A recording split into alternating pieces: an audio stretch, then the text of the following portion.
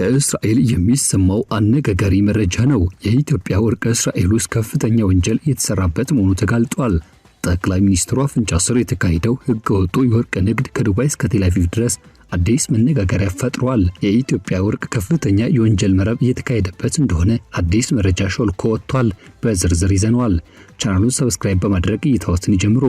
ቪዲዮን ላይክ ማድረግ ቀዳሚ አድርጉ። መልካም ቆይታ።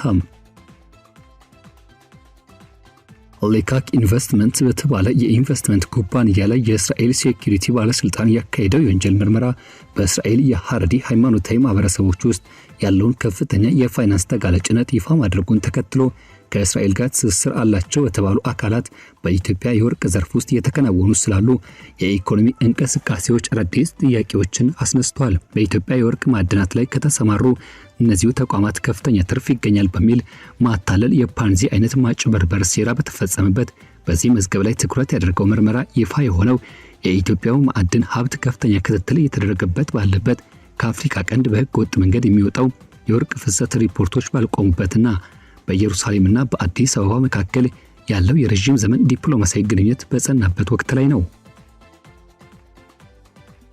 የትንታኔ የሚያተኩረው በእስራኤል መገናኛ ብዙሃን እንደተዘገበው በአሁኑ ወቅት የተካሄደ ስላለው የሴኩሪቲ ባለስልጣን ምርመራ ዝርዝር መረጃዎች ላይ የኢትዮጵያ መንግስት ስለማዕድን ዘርፍ በሰጣቸው መግለጫዎች በኢትዮጵያ ውስጥ በተመዘገቡት የባህላዊና ህገወጥ የወርቅ ማውጣት ሂደቶች እንዲሁም በሁለቱ ሀገራት መካከል ባለው ሁለትዮሽ ግንኙነት ላይ ነው።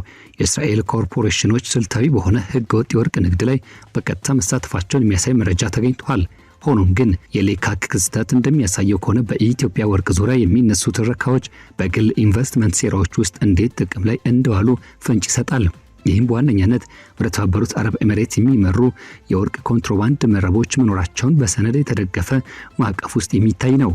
ጊላ አይዛክሰን ለጄፊድ ባወጣችው ዘገባ መሰረት የእስራኤል የሴኩሪቲ ባለስልጣናት ከሚስጥራዊ ክትትል ወደ ይፋዊ መረጃዎች መሸጋገራቸው ከሌካክ ኢንቨስትመንት ጋር ግንኙነት ባላቸው መስሪያ ቤቶች ላይ ድንገተኛ ፍተሻዎችን በማድረግ እርምጃውን አከናውኗል። ኩባንያው በኢትዮጵያ ውስጥ ካሉ የወርቅ ማዕድን ቁፋሮ ስራዎች ከፍተኛ ትርፍ የሚያስገኝ ይህ እድል አለ በማለት በማስተዋወቅ ረገድ ከሐረዲ ቤተሰቦች በተለይም በኢየሩሳሌም ራሞት መንደርና በሞዲኢን ኢሊት የሚኖሩ በመቶ የሚቆጠር ሰቀል ሰብስቧል በሚል ተከሷል። በምኩራቦችና በሚዲያ ውስጥ እንደተከበሩ ግለሰቦች የሚገለጹት የዚህ ሴራ አስተዋቂዎችም ያገቡ የሺቫ ተማሪዎች ብዙውን ጊዜ ምንም አይነት ዕዳ የሌለባቸው ዋና መኖሪያ ቤቶቻቸውን በዋስትና እንዲያስይዙ አበረታተዋል ተብሏል። ይህ ከ2 እስከ 3 ሚሊዮን ሰቀል ወይም ደግሞ ከዚያ በላይ ግምት ከ540 እስከ 810 ሺህ አሜሪካ ዶላር የሚደርስ ገንዘብ ነው። ኢንቨስተሮቹ የባንክ ፍቃድ ለማግኘት ሲሉ ገንዘቡን ለምን ዓላማ እንደዋለ የሚገልጸውን የብድር ሰነድ በሐሰት እንዲሞሉ መመሪያ እንደተሰጣቸው ተገልጿል። ሌካክ የወርሃዊ የቤት ብድር ክፍያዎችን ለመሸፈን ቃል የገባ ሲሆን ከ100 በመቶ የሚበልጥ የተረጋገጠ ትርፍ እንደሚሰጥም ዋስትና ሰጥቶት ነበር።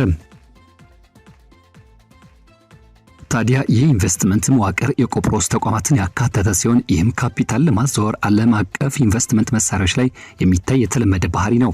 ባለስልጣናት ይህን የፓንዚ ማጭበርበር ንግድ እንደሆነ ይጠረጥራሉ። እንደ ሞዲኢን ኢሊት ካሉ አካባቢዎች ከሚመጡ አዳዲስ ኢንቨስተሮች የተሰበሰበው ገንዘብ በኢየሩሳሌም ለነበሩት የቀድሞ ተሳታፊዎች የተገባውን ግዴታ ለመወጣት ጥቅም ላይ ይውላል ተብሏል። በዘገባው ላይ የተጠቀሱት የመጀመሪያ ደረጃ ግኝቶች እንደሚያመለክቱት ኩባንያው በኢትዮጵያ ውስጥ በንግድ ደረጃ ሊረጋገጥ የሚችል ምንም አይነት የወርቅ ምርት አላመነጨም። ይልቁኑ ስራው ሙሉ በሙሉ የተመሰረተው ቀጣይነት ባለው አዲስ የካፒታል ፍሰት ላይ ብቻ ነው።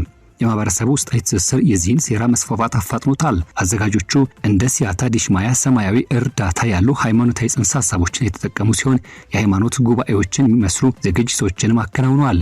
የዘ ታይምስ ኦፍ ኢዝራኤል የፋይናንስ ጋዜጠኛ የሆነችው ሲሚስ ፖልተር ይህን ስልት በተጋላጭነት ላይ የተፈጸመ ታይቶ የማይታወቅ ብዝበዛ በማለት የገለጸችው ሲሆን ግለሰቦቹ ያላቸውን ብቸኛ ንብረት ባልተረጋገጠ ትርፍ ላይ እንዲያወራርዱ መገፋፋታቸው ራሱ ትልቅ ማስጠንቀቂያ ምልክት መሆኑን ትጠቁማለች።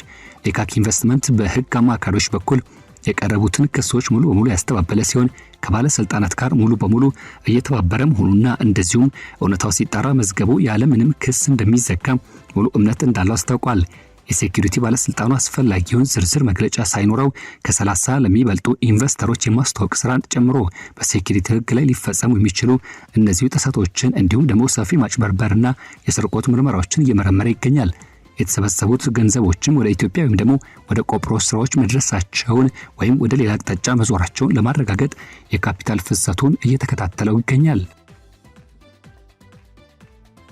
ኢትዮጵያ ከፍተኛ የወርቅ ክምችት ያላት ሀገር ስትሆን ባህላዊና አነስተኛ የወርቅ ማውጣት ስራዎች ከአዳዲስ ግዙፍ ፕሮጀክቶች ጎን ለጎን በዘርፉ ውስጥ ትልቅ ሚና ይጫወታሉ። በጠቅላይ ሚኒስትር አብይ አህመድ የሚመራው የኢትዮጵያ መንግስት ከቅርብ ጊዜ ወዲህ የተደረጉ የገንዘብ ሪፎርሞችና የውጭ ምንዛሪ መዋዠቆች በኋላ ይህን የማዕድን ዘርፍ ለውጭ ምንዛሪ ማመንጫነትና ለኢኮኖሚ ማረጋጊያነት ቅድሚያ ሰጥቶታል። በቅርቡ የተደረጉት ስምምነቶች ዓለም አቀፍ አጋሮችን ያካትቱ የብረት ማዕድን፣ ፖታሽና የወርቅ ልማትን የሚያካትቱ የብዙ ቢሊዮን ዶላር ውሎችን ይዟል። ከነዚህ መካከል ከፍተኛ ደረጃ የሚጠቀሰው የቱሉ ካፒ የወርቅ ፕሮጀክት ሲሆን ይህ ፕሮጀክት ከፍተኛ የገንዘብ ድጋፍ ያገኘና በቀጣዩ ዓመት ወደ ንግድ ምርት ይሸጋገራል ተብሎ የሚጠበቅ ነው። በቅድመ ዓመታት ውስጥም በዓመት እስከ 164 አውንስ ወርቅ ማምረት ግብ አለው። ጠቅላይ ሚኒስትር አብይ አህመድ መሰል የማዕድን ቦታዎችን በግንባር ቀደምትነት በመጎብኘት የማዕድን ዘርፉ ያለውን ስትራቴጂካዊ ጠቀሜታ በተደጋጋሚ አጉልተዋል። ሌሎች የማዕድን ፍለጋ ስራዎችም የካናዳ፣ የቻይናና የሌሎች የውጭ ሀገራት ኩባንያዎችን ያካትቱ ናቸው። ሆኖም ግን ይህ ህገወጥ ማዕድን ማውጣትና ኮንትሮባንድ በዘርፉ ውስጥ የተመዘገበው መዋቅራዊ ችግር ሆኖ ቀጥሏል። ከቻተም ሃውስና ከተለያዩ መገናኛ ብዙሃን የሚወጡ ሪፖርቶች ከጦርነት በኋላ ያለውን የወርቅ ፍለጋ ግርግር በዝርዝር ያሳያሉ። በተለይም በትግራይ ክልል ውስጥ የሚከናወኑ ህገወጥ የሆኑ ስራዎች የቀድሞ ወታደሮችን፣ የአካባቢውን ወታደራዊ መረቦች፣ የቻይና ማሽነሪ ኦፕሬተሮችን ጨምሮ ስማቸው ያልተጠቀሰ የውጭ ሀገር ባለሀብቶችን ያካትቱ ናቸው። ወርቁ ህጋዊ ፍቃድ ከሌላቸው ማቀፎች ውጪ ተቆፍሮ የሚወጣና ብዙ ጊዜም በሱዳን ወይም በኤርትራ በኩል በኮንትሮባንድ የተሸጋገረ በመጨረሻም ዱባይና የተባበሩት አረብ ኤሚሬትስ የሚደርስ ነው። የተለያዩ ስትራቴጂካዊ ትንተናዎች እንደሚያመለክቱት በኢትዮጵያ ይፋዊ የወርቅ ውጭ ንግድና እንዲሁም የንግድ አጋሮች በተለይም የተባበሩት አረብ ኤሚሬትስ መዝግበው የሚያወጡት የወርቅ ገቢ ንግድ መካከል ከፍተኛ የሆነ የቁጥር ልዩነት አለ። በትግራይ ክልል ብቻ በህገ ወጥ መንገድ የሚወጣው ይህ ወርቅ በዓመት በ10 የሚቆጠሩ ቶኖች እንደሚመዘን ይገመታል። ይህም ለአካባቢው ግጭት፣ ለአካባቢው መራቆትና ለሀገር ገቢ ማጣት ትልቅ ምክንያት ሆኗል ይላሉ የድንበር መቆጣጠሪያዎች የታጠቁ ቡድኖች ተሳትፎና በዓለም አቀፍ ገበያ ላይ ያለው ከፍተኛ የዋጋ ማበረታቻ እነዚህ ህገወጥ አውታር መረቦች በህይወት አቆይቷቸዋል። የኢትዮጵያ መንግስት ዘርፉን ወደ ህጋዊ መስመር ለማስገባት የኮንትሮባንድ ሂደትን መግታትና ህጋዊ ኢንቨስትመንትን ለመሳብ የተለያዩ እርምጃዎችን ወስዷል። የጠቅላይ ሚኒስትር አብይ አህመድ ታላላቅ የማዕድን ውሎችን የተፈራረሙ ሲሆን በህጋዊ ቁጥጥር ላይ ትኩረት ሰጥቷል። ሆኖም በቀጠናዊ ደህንነት ጉዳዮች፣ የትግራይ ግጭት ውስታዎችና በሀብት ላይ የሚደረጉ ውድድሮችን ህግን የማስከበር ስራው አሁንም ትልቅ ፈተና ላይ እንደጣሉትና እንደዳረጉት ይነሳል። እስራኤልና ኢትዮጵያ ለበርካታ አስርት ዓመታት የዘለቀ ዲፕሎማሲያዊ ደህንነትና ኢኮኖሚ ትስስር አላቸው። ትብብራቸው ግብርናን፣ የውሃ አስተዳደርና የደህንነት ስልጠናዎችን እንዲሁም ደግሞ የሚስጥር መረጃ ልውውጥን ያካተተ ነው። በፕሬዝዳንት ኢሳቅ ሄርዞግና እንዲሁም በጠቅላይ ሚኒስትር አብይ አህመድ መካከል የተደረሱት እነዚሁ ከፍተኛ የደረጃ ጉብኝቶች እንደ ግብርና፣ ቴክኖሎጂ ምናልባትም ማዕድን ባሉ ዘርፎች ላይ የኢኮኖሚ ትብብር ለማድረግ ያለሙ ነበሩ። ከታማኝ ደህንነት ምንጮች የተገኘውና የእስራኤል መንግስታዊ ተቋምን በኢትዮጵያ ህገወጥ የወርቅ ንግድ ውስጥም እጃቸው እንዳለበት የሚያሳይ ምንም አይነት ይፋዊ መረጃ ሆነ ማስረጃ የለም። የእስራኤል ኩባንያዎችና ባለሀብቶች በዓለም አቀፍ ደረጃ በህጋዊ ማዕድንና የሀብት ልማት ስራዎች ላይ የተሰማሩ ሲሆን ይህም የሀገር ውስጥና የዓለም አቀፍ ተገዥነት ህጎችን፣ የወንጀል ገንዘብ ማሸሽን የሚከለክሉ ማዕቀፎችና ተገቢ ጥንቃቄ ደረጃዎችን የተከተሉ ናቸው። የሌካክ መዝገብ ጥፋተኝነቱ ከተረጋገጠ በመንግስት የሚመራው እንቅስቃሴ ሳይሆን የግል ተዋናዮች የኢትዮጵያ ኢንቨስትመንት እድሎችን ገጽታ ያለ አግባብ የተጠቀሙበት ማታለል እንደሆነ ያሳያል።